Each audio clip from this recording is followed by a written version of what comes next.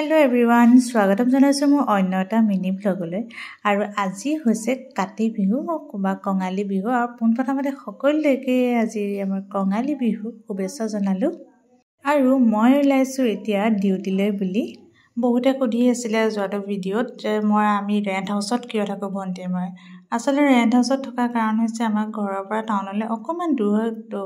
মই এটা নতুনকৈ এটা জবত সোমাইছো সেইটো কাৰণে ৰাতি অকমান জাহাজৰ কৰিবলৈ দিগদাৰ হয় যেটো অকমান দেৰি হয় সময় আৰু ভন্টিও কলেজত ওচৰা হয় ইয়াৰ পৰা সেইটো কাৰণে আমি ৰেন্ট হাউচত থাকো আৰু মই বৰ্তমান কৰি আছো এছজিবি ফাইনেন্সত আৰু যেহেতু আজি কাতি বিহু লগতে আজি ধনতেৰাসো পৰিছে সেইটো কাৰণে দোকানত এয়া পূজাৰ ব্যৱস্থাও কৰিছে